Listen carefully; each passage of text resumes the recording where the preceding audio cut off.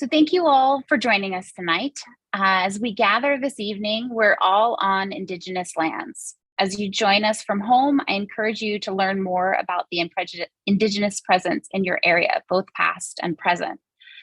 And if you haven't seen it before, I'm going to put a resource in the chat where there's a group has sort of put together a kind of constantly updated, or at least sort of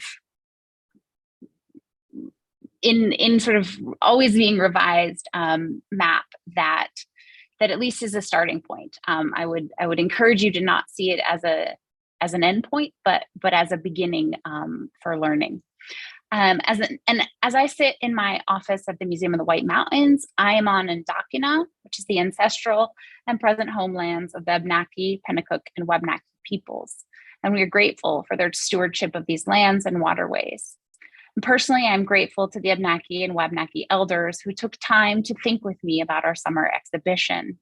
I greatly benefited from our conversations, and I'm thrilled to be joined tonight by Cheryl Savageau, who has been so instrumental for me in thinking through what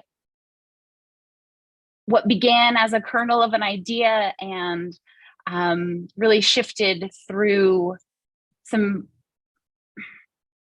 just conversations that were challenging for me in the most positive ways that we can imagine that word.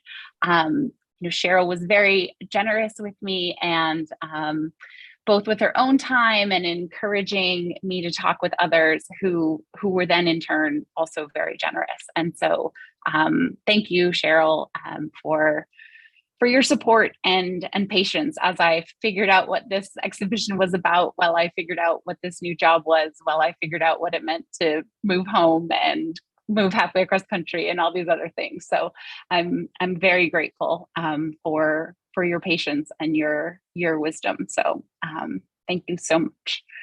And as we know, we're joined together tonight to learn from Cheryl and hear some of her work as it relates to the land and this land that we are in, and she'll be reading from her book Out of Crazy Woods, Dirt Road Home, and Motherland, as well as new work. And if you stop by the museum in the coming weeks, you'll have a chance to see her books, purchase her books, hold her books. They're really lovely objects as well. And you can have some of her poems to read, and we have the children's book as well if you want to share her thoughts and ideas with a younger generation in your lives. And so Cheryl has all these amazing publications that we'll hear from. And she's also won fellowships in poetry from the National Endowment for the Arts, the Massachusetts Artist Fellowship Program, and is a 3-time fellow at MacDowell. She's a former editor of Dawnland Voices 2.0, and she currently, and by currently I mean earlier today, teaches at the Breadloaf School of English at Middlebury College. So please join me in welcoming Cheryl to our virtual room here tonight. Thank you, Cheryl. Thank you, Megan. And I want to thank you for this amazing exhibit you put together. So I was happy to, anything I could do to help. I think it's a wonderful exhibit. And I wish I could be there in person to enjoy it. So I'm going to read some new work, and mostly from my books of poetry. And I wanted to start off with a new poem. It's called Alnobasqua, which means a woman in Abenaki. And I guess for some of these poems I'm going to read, it helps to know that our creation story tells us that we were created from the trees. Alnobasqua. I am the granddaughter of trees who connect earth to sky, who turn sunshine into maple sap and acorns, who dress and undress in a dance with the sun, who hold the earth with their feet, speak in smells and flavors that float on the air or move from root hair to mycelium. In their branches, they carry the moon. She pulls the tide inside them into a heartbeat. Started writing a very long time ago. This poem came to me and I decided I wanted to read it tonight. It's called Beaver Woman. And because I'm doing so many water poems, it seemed like the right one to do. So it's a song. I carry black mud in my mouth. It is the blood of my grandmothers. I carry black mud to the lodge. I do this again and again. I carry black mud of my grandmothers. In my mouth, I carry it.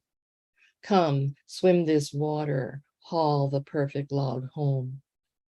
I carry black mud in my mouth. It is the blood of my grandmothers. I carry black mud to the lodge. I do this again and again. I carry black mud of my grandmothers. In my mouth, I carry it. Come, swim through these doorways. Strip bark for the tender green inside. I carry black mud in my mouth. It is the blood of my grandmothers. I carry black mud to the lodge. I do this again and again. I carry black mud of my grandmothers. In my mouth, I carry it. Come, swim this water. Already your back is glistening. And then I wanted to follow this with a poem called Swamp Dreams, or Swamp Dream. Her hands tinged algae green, she bends and bends again into what was clear pond water, but now is clouded with silt. She follows the stems of cattails down into the mud where she reaches for roots. Some would find this place exotic if they knew it was here, underlying the grid made by maps and history. Will we have enough for dinner? I ask as she stands and stretches and tosses the root into the ash basket. The beaver dam is that way, she says, pointing with her chin. Be careful where you cross. She bends again, tips her head, arms reaching. I expect her to dive and meet me upstream.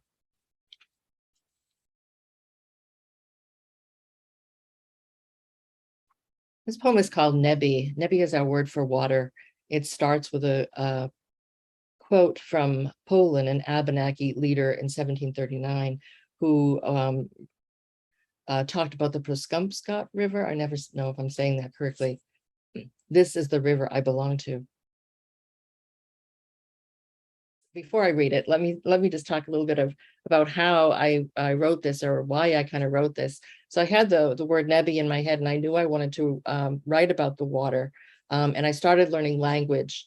And an elder told me that you wouldn't ask for a cup of coffee. You wouldn't say, could I please have a cup of coffee? You would say, coffee me. So that construction kind of stood with me. And I was thinking about sort of the relationship we have with the world, that everything it's an animate world. And so addressing the water with that construction seemed like an interesting way to write this poem. So Nebi. We breathe the traveling clouds and drink what falls glistening from cliffs and into whirlpool basins carved in granite on its way back to sky. Water me, glisten me, carve and whirlpool me, cascade me, white water me, sing me, babble me, pool me, pond me, swamp me, bog me, trout and salmon me, frog and dragonfly me, loon and otter me. Breathe me the humid sky while leaves gather pools of summer air. Nebi, we say, uligo nebi, the water is good. And so I want to read a couple of water poems that are directly from the White Mountains. The Swift River on the Kankamangas. And this is a poem I wrote for Lisa. Many of you probably know this. My favorite place, I think, on the Swift River is Lower Falls. So spent a lot of time there. We pull off the road to this place where in summer swimmers loll on the rocks like otters. Grandmothers and grandbabies wade in the icy shallows where sand has been pounded soft, and teenagers dive into deeper pools and come out shining, beaded with water. Today, it is just us, and we walk out over the boulders, find one mid-river, and sit back to back. We have just driven down the Kankamagas from the high spot that separates the watersheds, one flowing east, the other west and south, the directions of her people and mine. We laugh to realize she is facing west, I am facing east. We've done this without thinking. Someday, someone will find two women in rock, back to back on this mountain, facing sunset, facing dawn.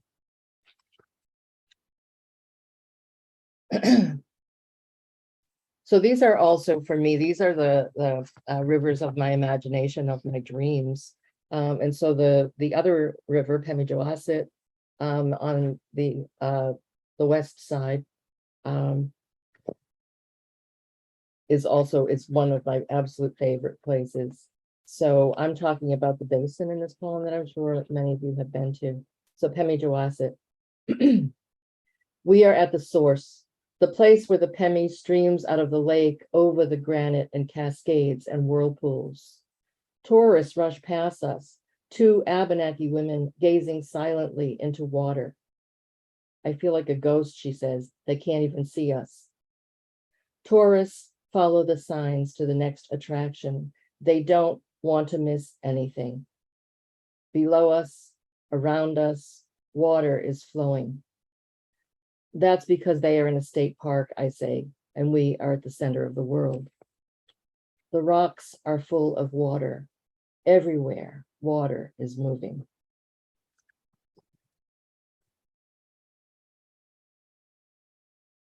That's one of the things I think that people don't think about so much when they think about the mountains, is the fact that we live in a land of water. Like, oh, this is all waterways in the Northeast. And this is a poem I wrote recently for the Doll Sanctuary that's in North Conway. And it's about the Saco. And I did this as short poems, 13 Moons on the Saco.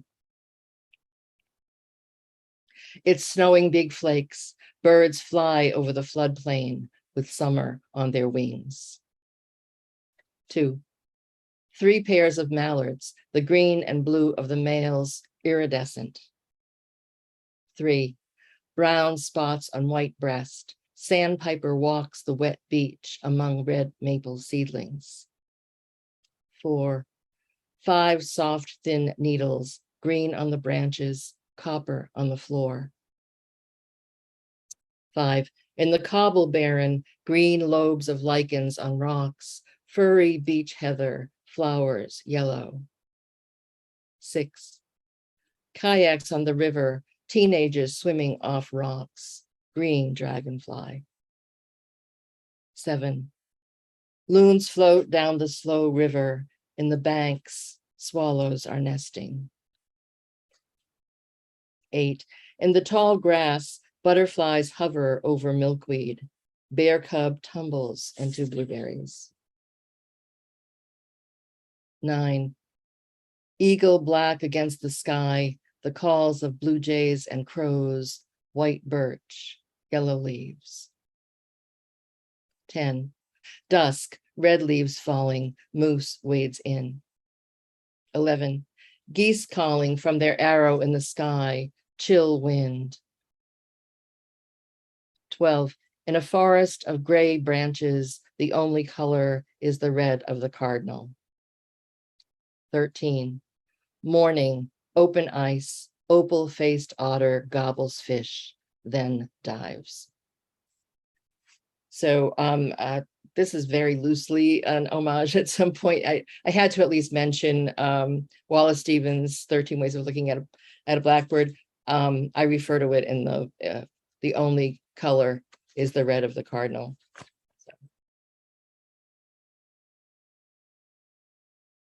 So I wanted to kind of go around the year a little bit. I'll start with this poem, Wind. I'm starting in the fall, which is where our seasons start. So, Wind. I open windows, unlock doors. All day I am welcoming her back. At her touch, my skin ripples like the surface of the pond. I cannot hold her. I am the stillness around which she moves. I always wait for those days in fall after these humid days we're having in summer, when all of a sudden the wind is there in that wonderful, wonderful way. And this poem is actually called Fall in New Mexico, but I'm reading it because it's related to the quilt that I made. Yeah, fall in New Mexico is not fun. The air is full of the smell of red chilies, roasting over hot coals in every yard and parking lot. The cottonwoods are yellow along the river.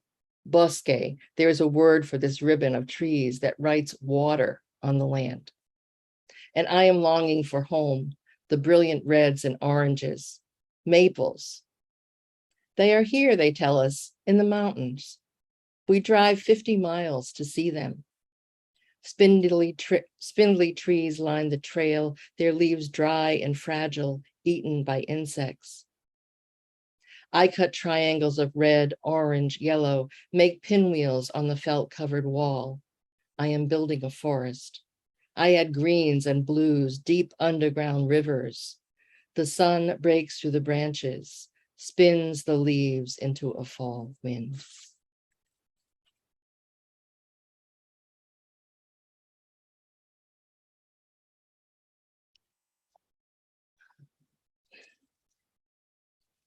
So the poem that is part of the exhibit is red. And you'll notice if you get to the museum and take a look, or maybe you can show it at some point, Megan. The poem wanted to be a tree on the page. It came that way, basically. I started writing it left justified as I write everything, and it didn't look right, so I centered it, and it was essentially a maple tree. I think I moved one or two words around. So that was really amazing to me, that somehow the land just said, okay, you know, here it is. The tree wants to be a tree on the page. Here you see it. Thank you. Red, and this ends with a quote from Christos. Red. In his new poem, The Red Autumn Woods are a metaphor for leftist martyrs. We are traveling east through a maple forest that blazes the hillsides on both sides of this winding backcountry road. Look at the trees, I want to tell him. Listen. The trees have their own stories to tell, like the story of fire deep within the heart. They too have been martyrs in the long war against the land, a nation cut down, children denied. 100 years ago, these hills were bare of trees, the stone walls that wind through them, the illusion of ownership. Now the hills are red with maples. My heart is leaping out to meet them. My eyes cannot be full enough.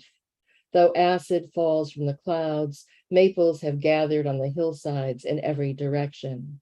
See how they celebrate. They are wearing their brightest dresses.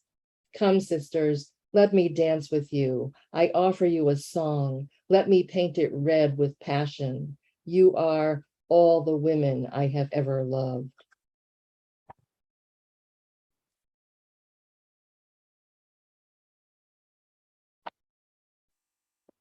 I'd written some poems around the four corners of the year, and I want to read this one. It's Mother Night, full moon past solstice. So this is winter solstice. Tonight you lie on your side, extending your black body past all seeing, and the earth, just one in a litter of planets, turns toward you, and you bare your breast to the winter night. Look, my husband says, there's a ring around the moon. But no moon ring ever filled my eyes like this, from horizon to horizon, and I press my face against the night and curl my fingers into clouds as I breathe in the cold winter sky and wrap my lips around the moon. What I taste are sweet stars that fly spinning and sparking against my teeth. Soon entire galaxies are flying down my throat until the whole night is whirling and pulsing inside me, and I pull back satisfied and smile. Thank you, Mother. Ice crystals, he explains. Yes, I say, and lick the stars from my lips.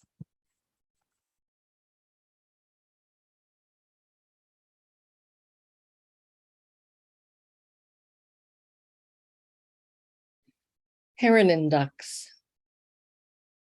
She crouches in the winter-broken reeds, her rough feathers in need of preening, fluffed against the cold. Around her, 3 pairs of mallards share the only open water. The females lost in the light and shadow of brown stalks, the green heads of the males iridescent.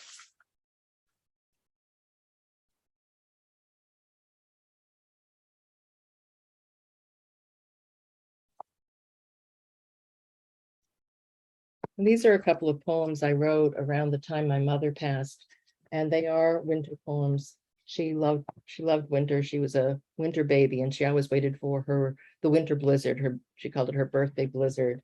So it's interesting, I guess, that I wrote these 2 poems as winter poems about her. Purple Ice. This story is a violet river lit by the moon. You are wearing the silver skates you told us about, the ones that race against disaster, and you are skating again. No turned ankle, no damaged hips, no promises from everyone not to tell your daughters you were skating in Florida, of all places. Up north, the lakes and ponds are all frozen, brooks and waterfalls caught mid-flow, and you are traveling on all the colors of twilight. This summer, I see it, a path of purple ice in the night sky. Where do you skate to on this pale river? And figure 8. I remember when you showed me how to step into infinity, how to follow the thin line as if our 2 tracks were one. I traveled it over and over, widening that thread to a broad road. I want to believe that everything circles back round into double curves, that when I set my foot, the ice will be lit with faint tracings.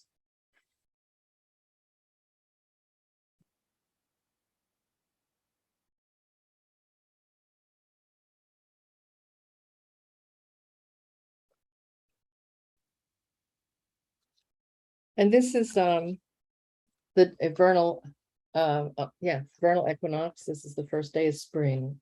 And I had a bird feeder and we had goldfinches. And right at that time, the birds were just starting to have their bright summer yellow colors. So this is Equinox the goldfinch. It is as if he had swallowed the sun, which slept the winter inside him until he forgot what it was like to live in warmth and golden. But his body has the knack of timing. For weeks now, golden feathers have appeared among the gray and khaki brown. Now his back is mottled with ice floes, drifting in water that is not blue, but shining, purest yellow. He rides upon the cusp of winter, and he is full of sun. It is too much for him to bear. His throat swells with it, and he pushes the sun out into the air, where it turns immediately to song. The notes fall back to him, and he tries again, head back, throwing the sun into the air, and it returns to him, and yet again and again. There is no end to this light that is filling him. It is the sun. He has become the sun. His song shimmers with light, and his body blossoms into yellow.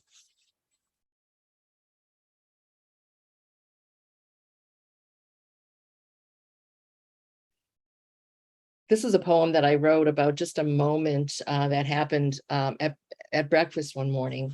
It's about my partner who loves great blue herons and basically any of the water birds. So this is called Morning. It is a moment of perfect beauty. He with his arms out to his sides, shoulders dropped forward, elbows up, palms back, demonstrating the needle-shaped dive of the bird just before it hits water, his coffee forgotten on the table before him.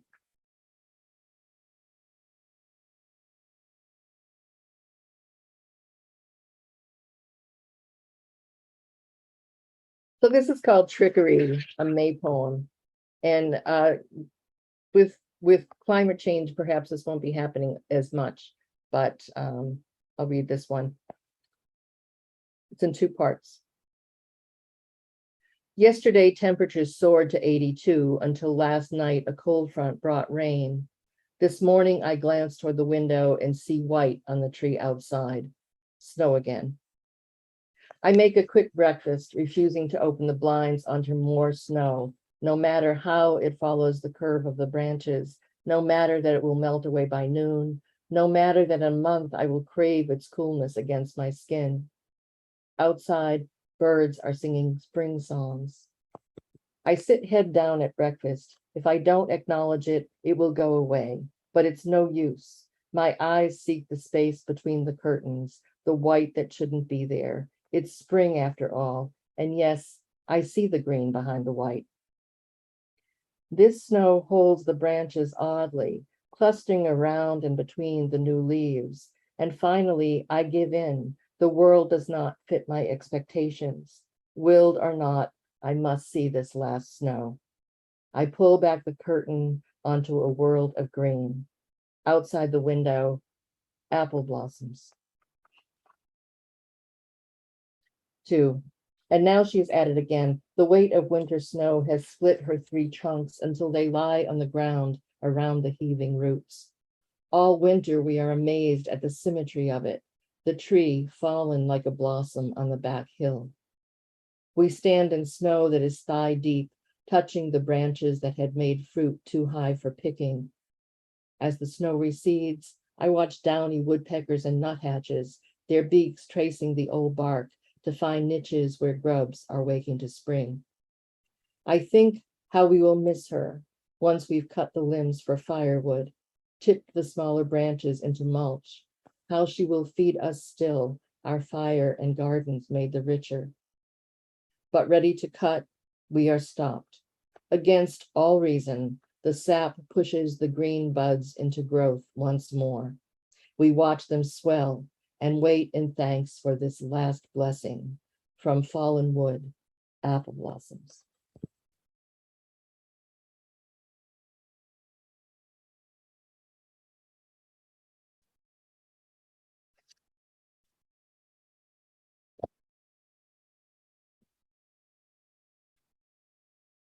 There are these blessings that I feel that we get from the land that I know as a child, these are some memories I have that of particular incidents, and I think somehow feeling that there was a holiness to them in some way, that there was a sacredness that we were touching. So this is called Blessings. Under the raspberry bushes is a place of cool grass and quiet. The sun comes in through the spaces between the leaves, but no one can see me as I sit here. Someone walks by on the path. I can see their sneakers and tanned legs, knees at my eye level. I am very still, and they don't know I'm here. After a while, the birds accept my presence and start to chirp to each other and land on the berry bushes. I, like them, want to taste the juicy, ripe redness, so sweet and warm in the sun. When I reach up to pluck the red berries, they fall into my hand. One day, between the corn and Mr. Phillips' deserted pig barn, I find a flower taller than my father. It's a brown-eyed Susan, I think, a flower I know well, only somehow grown large, its center flattened and whorled. I look around to see if other flowers are following this one's lead, or if I am getting smaller, but no, they are all their usual size, only this giant face turned toward the sun, yellow petals flung back, the familiar hairy stalk, thick as my arm. I stare in silence for a while, then go inside to find my meme. I tug on her arm. I have no words to explain what I have seen. She will not believe it, I'm sure. So all I can do is pull her outside. Come and see.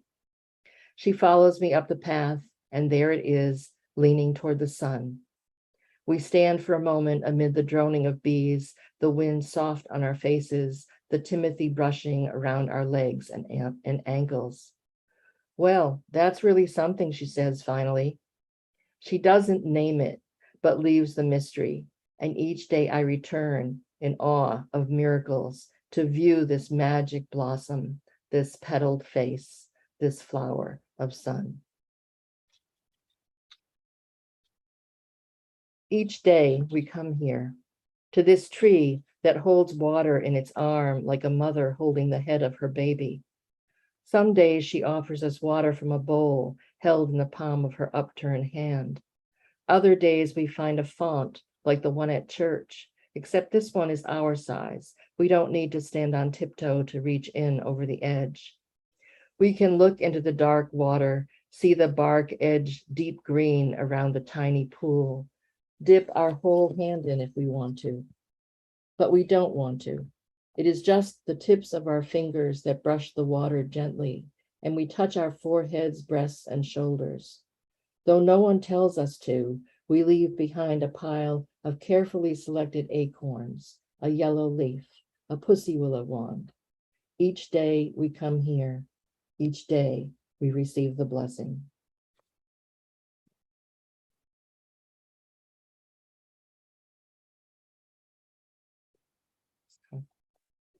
So I grew up in a lake. This is not the White Mountains, but I grew up a lake in Massachusetts called Lake Quinsigamond. And I was in a poetry workshop at one point and in the city. And the poet Chris Gilbert was in that workshop, and he said, you're always writing about the land, about the country. Why don't you write a city poem? So I went home and wrote Bones, a city poem. Forget the great blue heron flying low over the marsh, its footprints still fresh in the sand. Forget the taste of wild mushrooms and where to find them. Forget lichen-covered pines and Iceland moss. Forget the one-legged duck and the eggs of the snapping turtle laid in the bank. Forget the frog found in the belly of a bass. Forget the cove testing its breath against the autumn morning. Forget the down-filled nest and the snake swimming at midday. Forget the bullhead lilies and the whiskers of the pout. Forget walking on black ice beneath the sky hunter's bow. Forget the living waters of Quinsigamond. Forget how to find the pole star and why. Forget the eyes of the red fox, the hornets that made their home in the skull of a cow. Forget waking to hear the call of the loon. Forget that raccoons are younger brothers to the bear. Forget that you are walking on the bones of your grandmothers.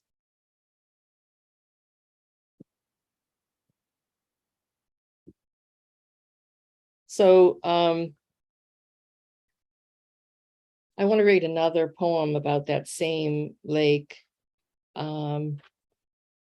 Because we were talking a little bit, Megan and I were talking a little bit about climate change, but I want to talk also about sort of environmental degradation, I guess you would call it. So this is called Poison in the Pond. So where we lived on the lake was down at the end, there was a dam there. And so the south end of the lake was a pond. 1. The skin on my arms burns. It is hot today and sticky, and poison is flowing out of orange barrels into the waters of the pond. My eyes burn, my lips burn, my tongue is thick, I cannot swallow, my throat is sore as strep. The fish are dying, turtles wash up on shore, the lilies shrivel, sweet flag blackens, cattails are ragged sticks, the floating island has stopped wandering. But it is for our own good, they tell us, and no one leaves, we tough it out. Those orange barrels, the bans on swimming, on eating fish. Our lungs burn, the air is hot and thick. This pond used to want to be a river. Now it wants to be a meadow. These orange barrels will teach it who's boss. 2. The baby is born wrong. There is something wrong with the baby. Something is wrong. There are seizures. There is something about the brain. The parents are teenagers. Did you take drugs? You must have taken drugs. Pond water laps the shore. You can see straight to the bottom. 3. Not everyone is tired. Tired when they go to bed, tired when they wake up, too tired to answer the phone, too tired to get dressed, too tired to fix a meal, to take a walk. Not everyone is tired. but lots of us are. 4. It is 20 years since the poison barrels floated on Flint Pond. Some of us are in our 20s, some in our 30s, some 50 or older. We ache, ache, ache. We can't digest our food. We sleep, but don't sleep. We push ourselves and crash. We lie in bed and watch TV. Don't touch us, our skin burns. There are bites from insects nobody sees. Water dripping on shoulders when there is no rain. Our feet run beneath our blankets like dogs dreaming of the chase. Our bones have turned to sand. 5. It is for your own good. It is all in your mind. It is depression. It is a new disease. It is an old disease, only nobody knows its name. It is inherited. It is a French-Canadian disease. It is a woman's disease. It's all in your head. There's no such thing. 6. Here, take these little orange pills. It's for your own good.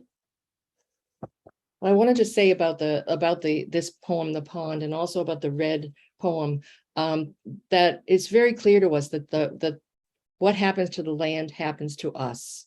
And so I needed to read that in that poem. The poem Red, in which they're celebrating and yet acid is falling from the sky. So there's this feeling in my poem, and certainly knowledge that we have, that whatever happens to the land happens to the people. And I think that's something, I guess, mainstream culture has to get its head around, that we'll start doing some of the things that are happening. I'm a knitter. I'm not a beater. And I wanted to write a poem. So much of what we do is adaptation. And before they were beads, they were quills. So we think of beading as being very traditional, which it is. But there's this adaptation always that we are doing. And so in this poem, it's called Grandmother Knits. And I wanted it to be something that was not thought of as traditionally Abenaki, but that it is. So Grandmother Knits. It begins with swirling river blues, greens of moss wet on a log, red leaves and black nights. It begins with the fur we have lost, the softness of lamb's wool, rabbit fur on a childhood muff, and grows through encounters with llamas on a rocky hillside, guarding a flock. It begins with 2 sticks, with hands moving in old patterns past woman to woman like songs that come to our lips unbidden when the baby cries in our arms. I will knit a vest of feathers, a house of pine cones, a shawl of maple leaves. Here is a cape of birch bark, hats of ghost elms, moccasins of pine needles. I will knit a dress of fall grass, a coat of loon calls. I will knit a nightgown of lichens gathered from fallen logs.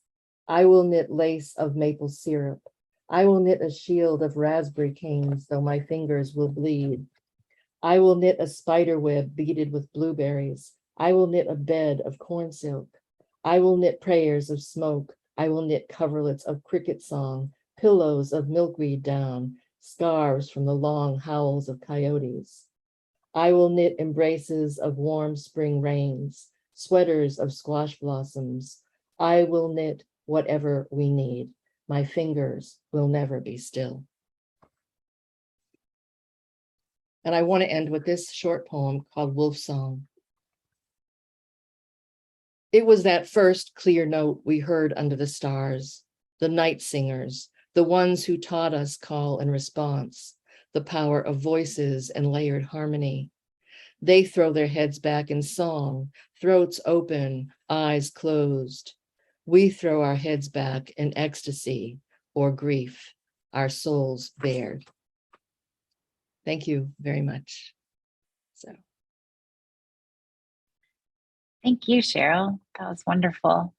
We're a fairly small group, so if folks want to, they can either put their questions in the chat and I'm happy to read them out, or you're welcome to unmute and join us in conversation. And I don't know, Cheryl, if you've seen, there've been kind of running commentary of appreciation in the chat as you've been reading.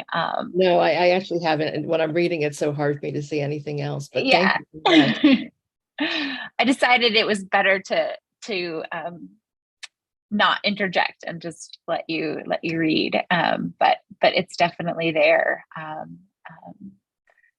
Thank you. Thank you. Yeah. Oh, Robin, do you want to go ahead? Sure. I enjoyed that so much. It was absolutely beautiful reading. And I guess my question is about your process. You write so much about nature in ways that, like, it just feels, you can just see everything you're talking about. So I'm curious if you write in nature, or do you just absorb nature and then, go into a room or a studio or a, office or something? Because it's hard for me to imagine you writing those, like, at a desk, at a computer, like they're just so present with the natural world. Well, I'm going to disappoint you and tell you that I actually do write them that way. But for me, it's sort of like paying really close attention to the world has been important. Has been really important. That if you pay close attention, then what you write can become like a prose poem, a praise poem. So that's part of it. When I'm in nature, when I'm just out in the world, I try to do that. I try to just be like with it, as present as I can be. And then I don't know, when I'm working, the images are there and I start working on them, and then sound becomes very important. So there's a little bit of both. Occasionally I write something longhand and then take it back, but I actually do. I feel I carry those things with me the way you would carry anything back, acorns or whatever. When I was a child, I carry those impressions, the presence of whatever it is I'm writing back with me. So it's really like I can just go back inside and look at it, if you know what I mean. So I hope that's helpful. Thanks. Liz, do you want to go ahead? See if your hand raised. Yeah. Hi, so nice to see you. So that was terrific. Thank you so much. And I was so interested in what you said about adaptation being an important idea for you, and talking about sort of what is authentic and what is sort of traditional, and thinking about the knitting and the beading, and that, the beads are traditional and the quills were traditional. And I guess I was just sort of wondering, like, is that a concept that is at play in your using language, like in your making poems? Or I was just curious about that. Yeah, absolutely. So this has been a big discussion in the Native community for the past 30 or 40 years, like what is tradition? And what I really love is Craig Womack, who's a Creek writer, basically has essays in which he has said, basically, whatever leads to the survivance of the people is traditional. We can't, and this discussion about adaptation, that is in fact how we have come to be where we are. Tradition is not only, those things that happen before contact. I mean, that puts us in a terrible place. And it's not something that's expected of any other group in the world. Nobody would say, well, if you're not living the way your grandparents, your ancestors were 500 years ago, you're not authentic.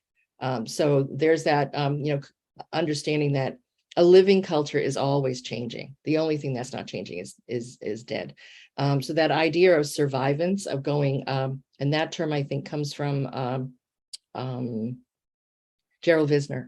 He talks about survivance, not just survival, but this ongoing ness into the future. Whatever we're doing should be contributing to that. So it's very much part of my of how I think about things, putting language, into the poems, and in playing with the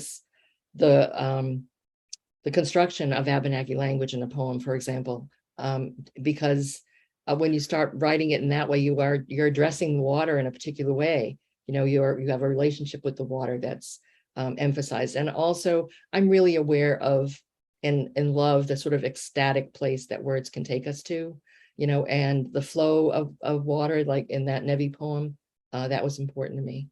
And I guess the poem I just read toward the end, the grandmother poem, I feel like that's a poem I've written for all artists. It's like, this is what you're doing. And I wanted to emphasize that the writing I'm doing is, she's knitting from the land. She's knitting the land.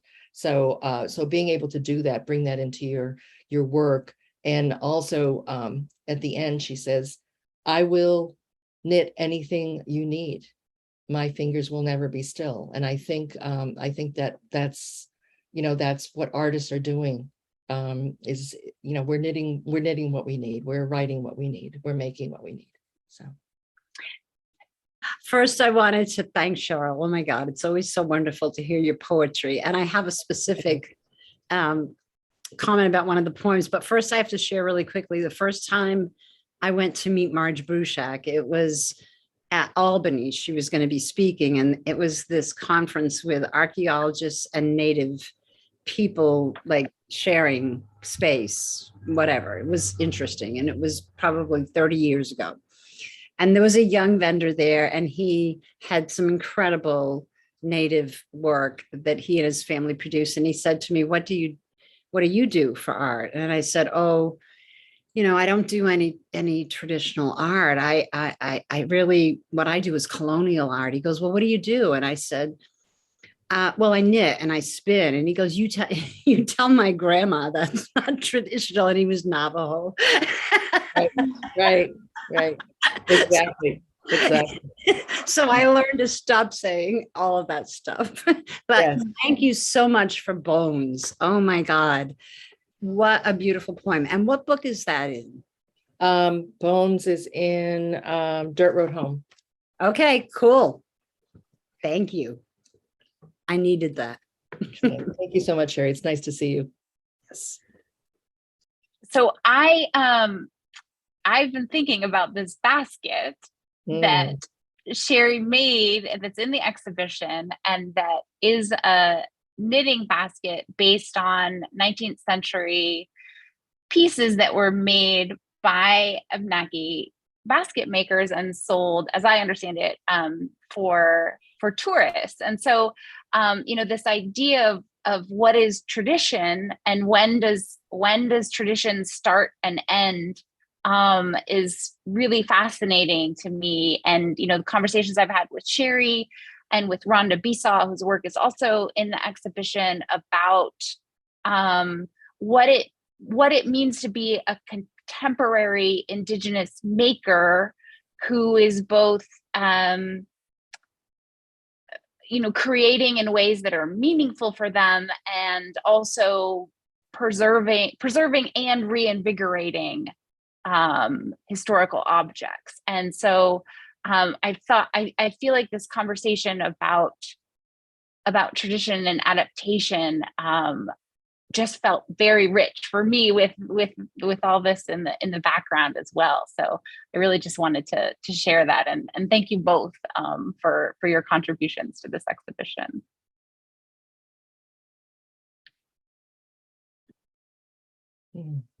Yeah, and Liz is sort of echoing that in the chat as well, and how it's a favorite conversation about tradition, adaptation, authenticity, preservation, history.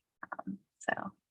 Yes, and I think that it's important to note also that there are these arguments that happen sometimes from people who consider themselves traditional artists or traditional basket makers or beaters or whatever, that somehow that is more authentic than some of the work that other artists are doing. But I think that that's not so much. I saw a lot of that maybe 30, 35 years ago, but I'm not seeing it as much now. I think people have really, there's always been people who have known that, but I think it's more generally felt like, oh yeah, anything we're doing that that's expressing culture, that's part of survivance, that's however we're adapting, that is part of it. So this quilt behind me, this is still in process, but this is a quilt called, I'm going to get out of the way. It's called Abenaki Rosh Hashanah. So I'm married to a Jewish man, and the family told me that I was wabbifying the holidays. And what they meant by that is I was the honey cake became a cornbread honey cake, cornmeal honey cake. And the three sisters showed up at every celebration. And matter of fact, a maple, we dipped our apples in maple instead of in honey, things like that. And I wasn't doing it on purpose. It was just something that was happening. So we started laughing about it. And eventually I decided to make this quilt. And you'll notice that the usual Jewish star is done in green. So, it's sort of like the forest. And then the sort of plates are just full of food and that kind of harvest holiday going on. So I just did it because it was, it felt right. But I wish I had this, available for you, but it's not quite done yet. It's not backed and stuff, but I thought I would let you see it. So. Thanks for sharing that. So my mother-in-law, my husband is Jewish, and my mother-in-law talks about how like squash actually for her is sort of part of the new year, because all the seeds, right? Anything like pomegranate and squash for her are sort of go hand in hand. So that kind of plenty and possibility presented by these fruits, where they just have this like immense amount of seeds, and we can eat them and they can nourish us. And so that the squash feels really like pertinent to, Yeah. at least how my mother-in-law understands. And there's so much symbolism in the foods that we eat at Rosh Hashanah. So that's exactly right. But the same thing with, okay, we're here, we have maple syrup here. That's what comes from the land here. So the sweetness we wish people for the new year, we can do that with maple syrup. And how great is that? And of course, corn, the abundance of kernels, the richness of that. So, so it just started happening. Like I said, I didn't realize I was doing it while I cook. And then it was pointed out to me. So. And Liz really likes the new to her verb of webify. So she's she's commenting on that. And Carol's also put in the chat, it's absolutely wonderful. So thank you for sharing work in progress. That's always good. Thanks. A treat. Other questions or folks who want to join the conversation?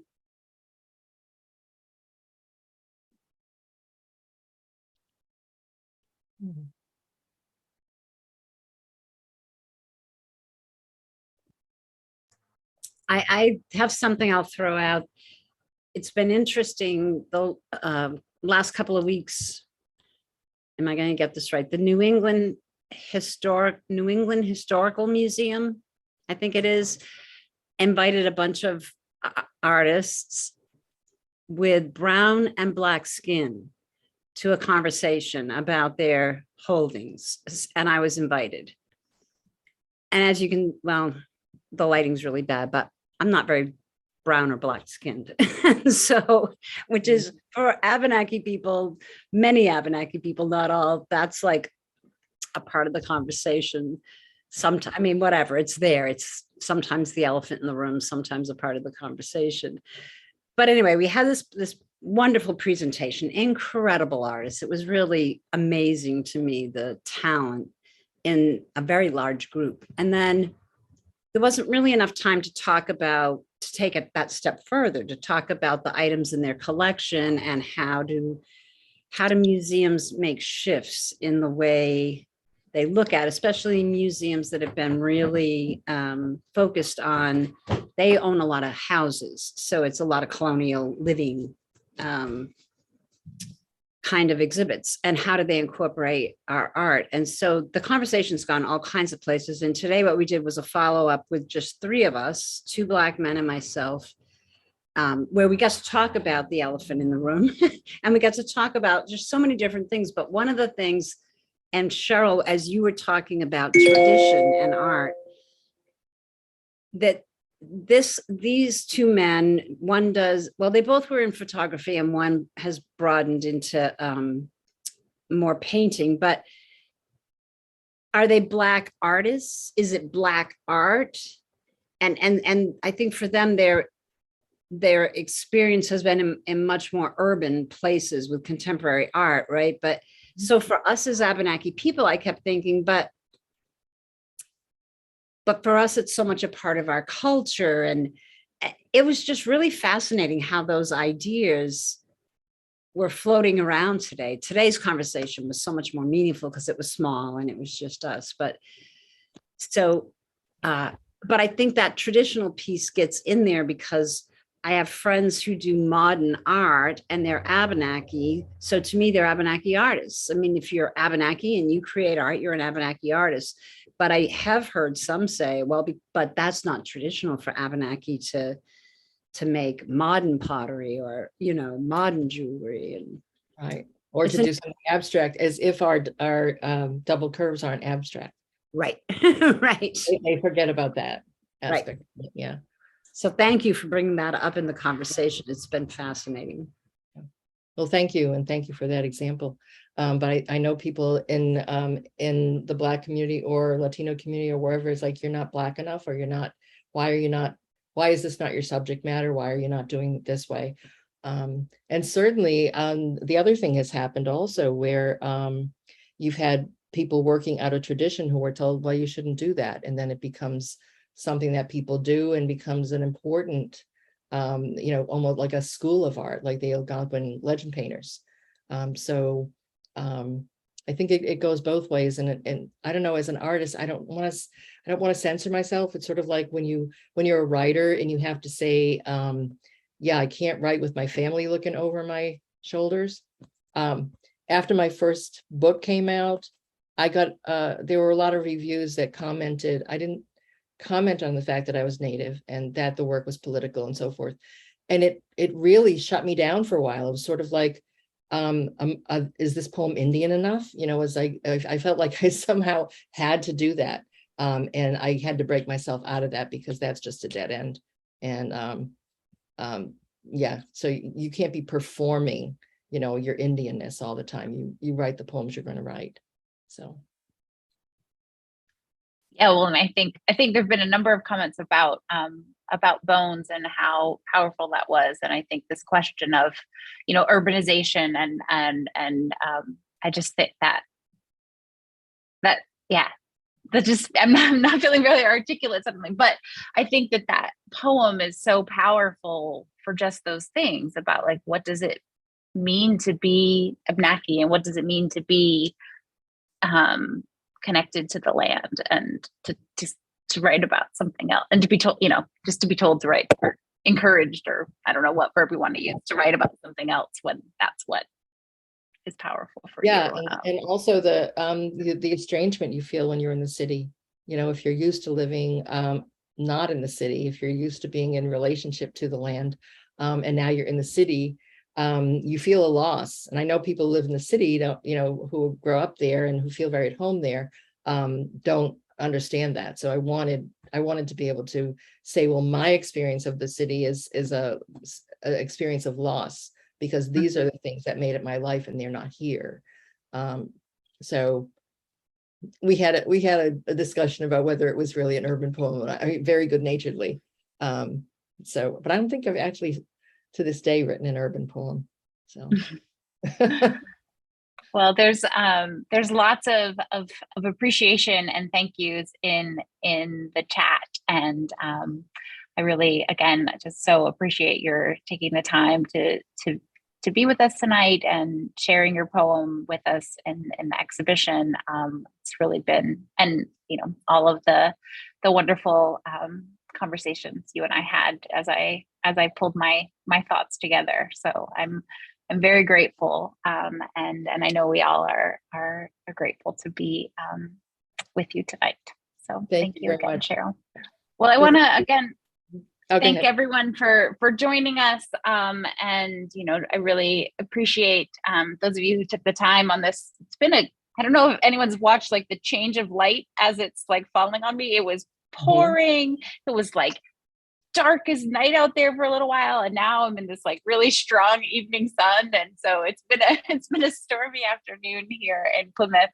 I just want to again thank everyone for joining us, and this programming for the summer exhibition wouldn't be possible without the support of the New Hampshire State Council on the Arts, and so I'm really grateful for that. And for those of you who are members of the museum, thank you for that. Your support really helps us put on the programming, and all the things that we do wouldn't be possible without that. And so thank you. And if you aren't already a member, I would encourage you to think about joining us and supporting the museum. And thank you again, Cheryl. I'm really glad. Thank you very much. Good evening, everybody. Thank you.